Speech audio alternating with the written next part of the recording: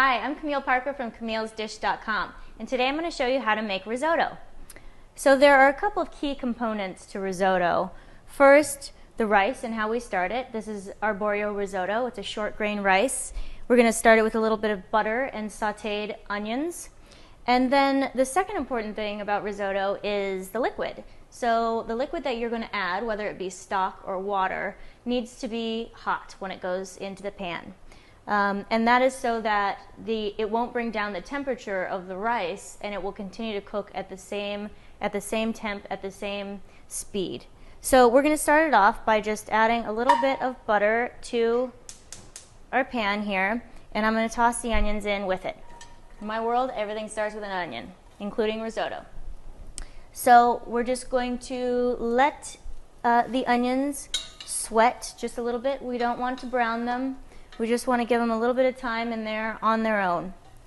Then we're going to add the risotto to that, and we're going to let the risotto do the same thing. So we want it to be a little bit translucent.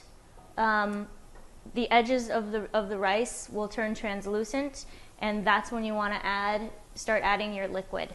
You should usually I will add a little bit of white wine first, depending on what kind of risotto I'm making, and then continue on with the stock or the water.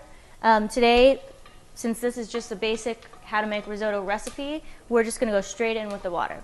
So right now my onions are starting to sweat, and so they're becoming a little bit lighter, a little bit translucent, and they're releasing some of their deliciousness. And so I'm going to go ahead and add the risotto. I'm just going to give this guy a stir also. The onions are going to continue to cook a little bit also. And this will probably take just a couple of minutes. You're going to start to hear it crackle, and that's sort of when you need to look to it. So it'll start to crackle, and the edges of the rice will be translucent, and then that's when we're going to start in with the hot stock.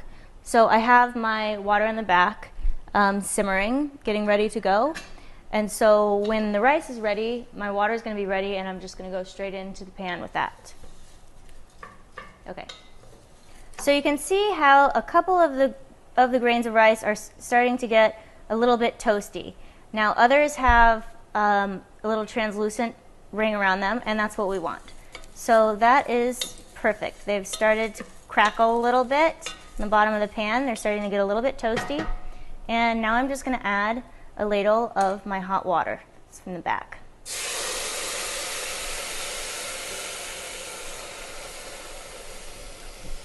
Now the trick to risotto is to stir, stir, stir. And you only want to add a little bit of liquid at a time, 1 or 2 ladles at a time, and wait for the rice to absorb as much of it as possible, almost all the way, before you add another ladle. So the reason you want to continue to stir the risotto is because it helps the starch in the rice come out. And that's, well, essentially what risotto is. It gives it that creaminess that risotto is. It makes it stick together, but it's that nice, soft, luscious sort of sauce within itself. And that's the starch from the risotto, from the rice itself. So this is what we're pulling out by doing all of the stirring. If you were to add a whole bunch of liquid at once and cover it and let the rice absorb it, you're just making rice pilaf, and that's not risotto. So we got to keep stirring, keep stirring. Of course, there are a zillion different risottos you can make, which is awesome.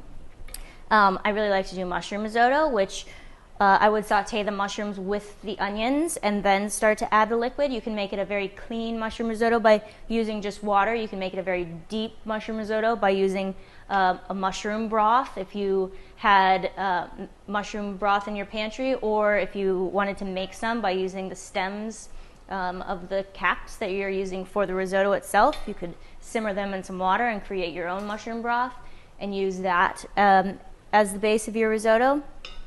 There's always risotto milanese, which is saffron risotto. It's finished with bone marrow, so melted bone marrow in there, a little extra meaty, buttery love. Or any other risotto you can come up with. A shrimp risotto. The shrimp you would want to add at the end or saute separate and toss them in at the end so that they're not continuing to cook for as long as the risotto cooks.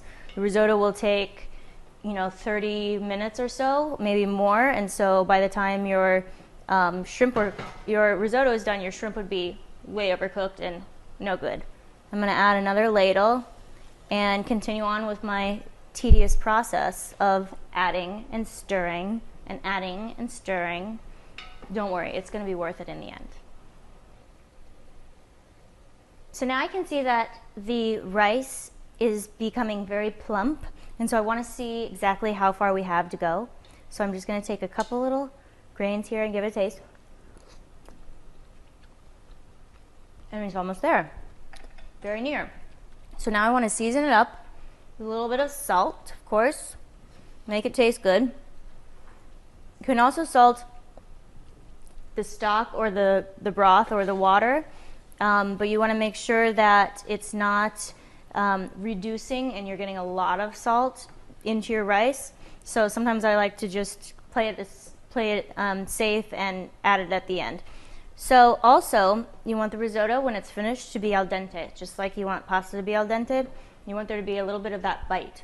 So you don't want it to be mushy and soggy and full so that it's like the rice is exploded. You want the rice to still have its individual shape and still be that sort of football shape, but you want the sauce within it to be creamy.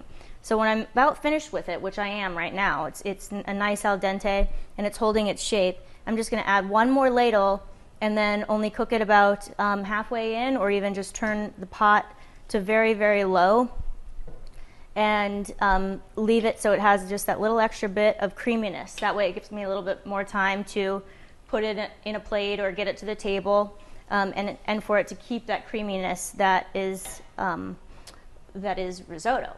So the Italians say that risotto should be all'onda, which means like a wave. So they don't want it to stand up. They want it to wave back in. When you drag your spoon through it in the pot, they want it to come back into the center, like a wave would come back in. So that's how loose risotto should really be. It should never stand up or be sticky. So I hope you enjoyed the lesson on how to make risotto.